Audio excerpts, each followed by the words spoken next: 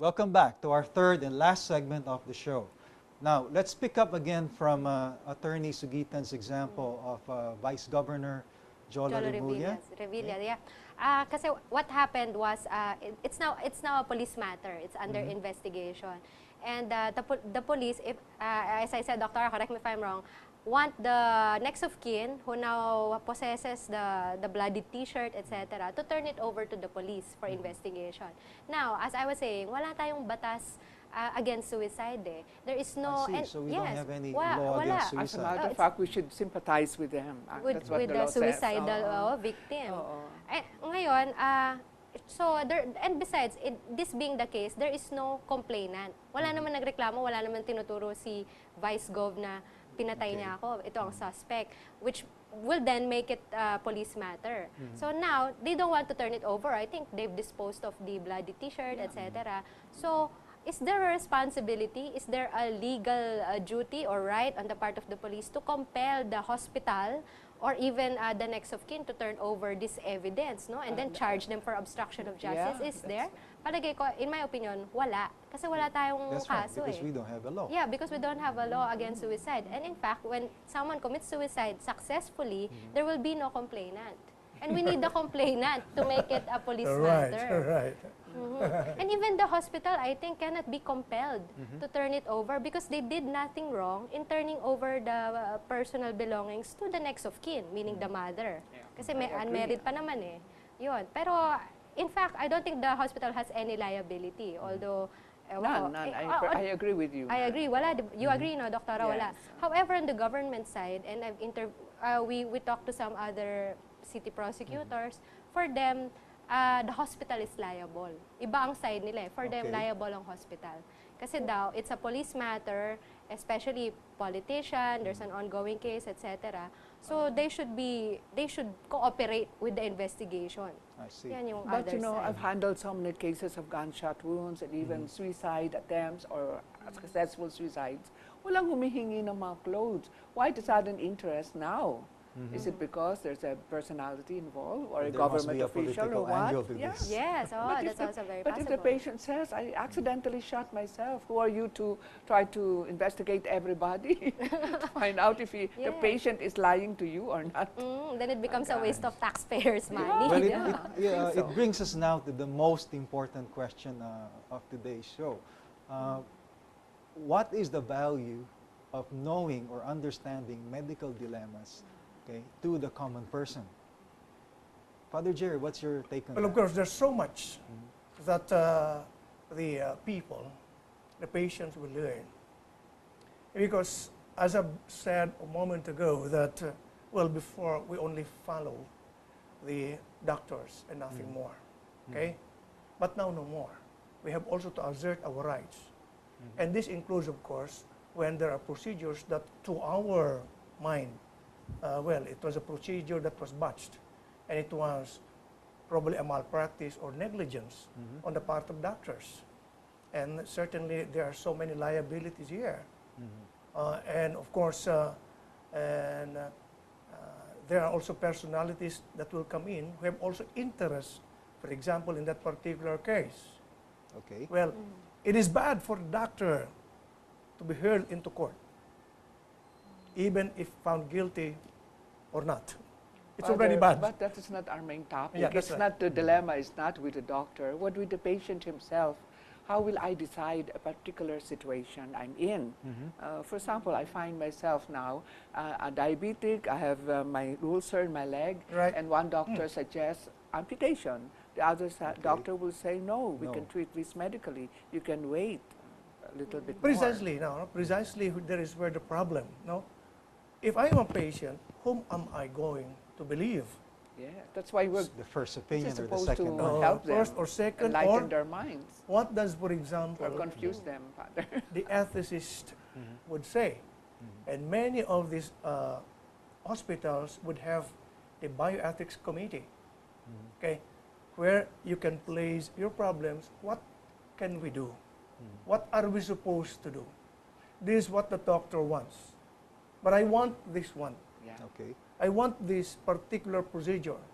Let's say when you have kidney stone, Am I just going to take the medical procedure, the percutaneous procedure, the ESWL or the electroshock wave lithotripsy, or what? So the doctor must be able to enlighten me which one is possible and which one is easy and which one is affordable also. So it's the patient who will decide. Actually, it's the patient who should decide. The doctors only enlighten. So with the what do you call that? That committee, bioethics committee. Will just be advising rather. Yeah, they just advise, they just consult. It depends whether or not the patient will follow. Okay. What about you, Attorney Sugitan? What is your opinion on the value of understanding medical dilemmas to the common person? Ako sa akin, gustong-gusto ko introduction mo kanina, Sunny. When you said a dilemma is when you are faced with two equally undesirable alternatives. Tama ba? That was your introduction kanina. Yes. And that's true. Kasi in a medical dilemma, compared to a legal dilemma, it's not an all or nothing scenario. It can be correct. It can be correct either way, or it can result in death.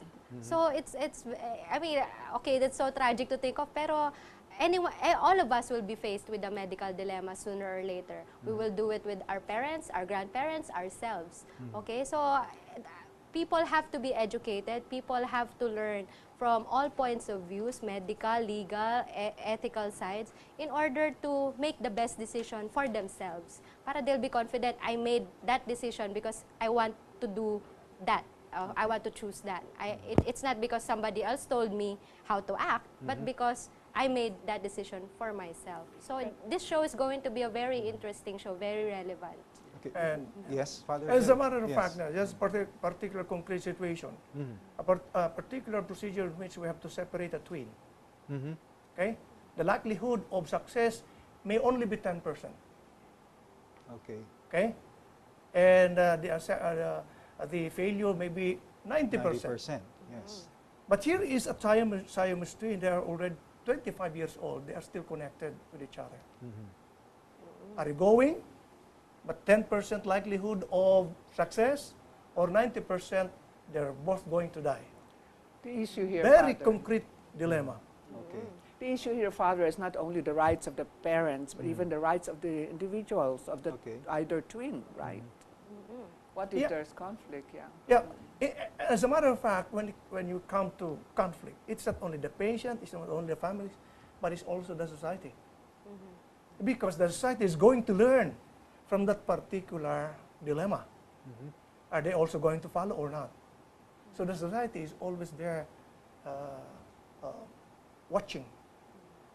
So this is not only for the patients, not only for the families, not only for the medical community, but the whole society who are interested in their health care. So it will be very, very significant for them. Okay. But developments using ethics as a basis, can they be used as precedents for future decision making, maybe in the legal aspect of such scenarios? Maybe, may not be. Because ethics sometimes is not always cast in stone. So it It's evolves. not always. It can varies, evolve. Father, no? Although there are principles which are inviolable. For example, in ethics, protect life. That's inviolable. Right? Okay. Value life. That's inviolable. Okay? Even privacy or confidentiality sometimes can be breached. Because there is a nobler reason, higher reason for doing so. Yeah. That's why, sometimes ethics sometimes will play on a particular context. Not on the general as if though it is cast in stone. No. I see. Attorney Sugitan, could you add some more to what Father Jerry has said? I'd say it's the same with the law. Because under the law, our Bill of Rights has certain priorities. Number one is the right to life. Okay. Then liberty, then property. So that's how we calibrate rights. So when, for example, in a reckless imprudence case, banggaan, and there's a life to be saved, then the heavier crime, the heavier penalty falls upon the person who accidentally killed another person. Never mind the damage to property, pwede yung i-areglohin. Pero if you kill someone, yun nga, then our penalty system comes in. It bears a heavier penalty. So that's the values that are ingrained in our legal system. But however, yun nga sa ethics transcends the law in a sense. Right. It transcends the law. And as a matter of fact, because of ethics, you can suspend the law. You can suspend the law. Yes. Example, here is a patient that needs to be treated in a hospital as early as he should be treated. He can pass through the other side of the traffic just to be able to reach the hospital. Emergency. Emergency eh.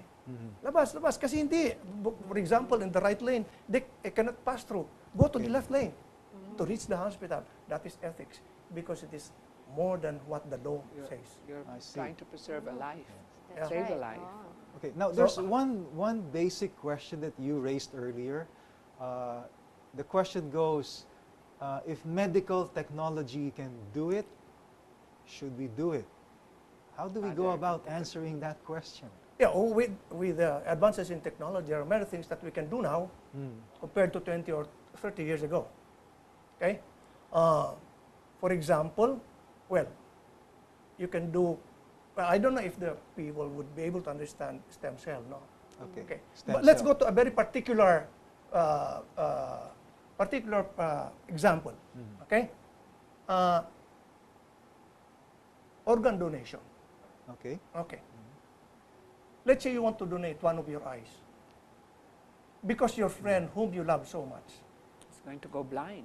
It's about to go blind. or without is already it. blind. You want to share Already your blind. You want to gift of share vision. one. It can be done, isn't it? Yes. Technology Yes. can do it. Yes. Should you do it if you are a patient? Should you become a donor? But yeah? should Should you become do a, it? you should you become a donor? Well, that's an act of kindness, so Right. it seems Alright. that we But it's should going do to Oh. disable you, right? Your It can sight. disable you. Uh-huh. You'll be able to see at least. it. But would you want to do it? Okay. So there is where it can be done. Can the law interfere in that case? What do you think?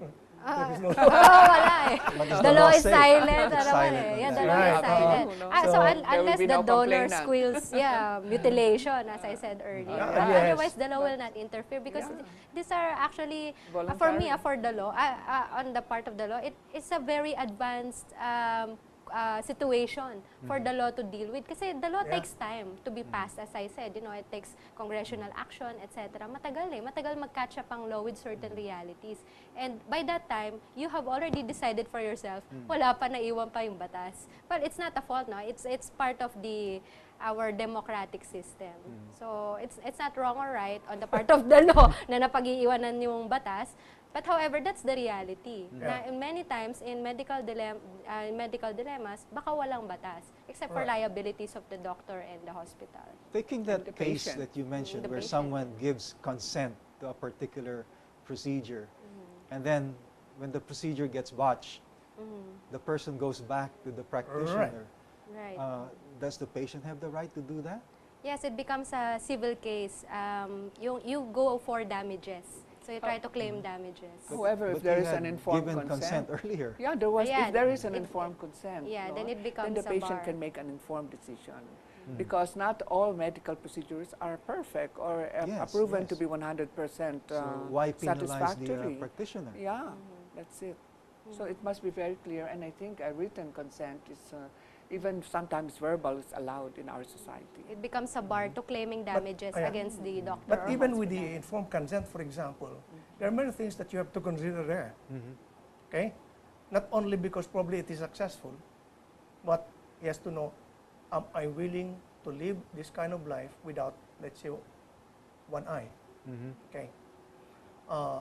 What are, for example, the liability of the person in case I get sick because of what I have given him? Let's say, I donated one of my kidneys. Yes. Suppose I got sick afterwards. Will the donee be liable if I get sick? Yes. And that he has to pay me for the duration of my sickness now that I have kidney disease? Yeah, you Okay. can inherit this disease, Right. diseases, So- Father. all of this must be very clear with the person. Mhm. Otherwise, a lot of legal cases, legal problems will Can come in. arise Yeah. later Oh, on. it will clog our courts. That's Madami right. na ang cases sa courts, di ba? Hirap na nga Oo. mag-decide. Oh. But as I said, if it's between the patient and the one who donated, no, there should be no problem if it's very Okay. clear. I mean, di ba? It's very clear that you can inherit also some of the diseases found in the genes Yeah, of yeah, that for the donee, that but for the donor, donor. Mhm. you can get sick. That's Oh, right. but then Afterwards. he knows very well the effect. We can survive with one Yeah, that is kidney. why I was saying all of these have to be written Black as far and as white, the very liabilities clear. of the donee Mhm. and or the donor for that matter. Okay, well, we're nearing the end of our show, so maybe it's best that we wrap up our thoughts and share with our viewers, what they can expect and what they can get from us. Maybe we can start with Dr. Sanchez. Yes.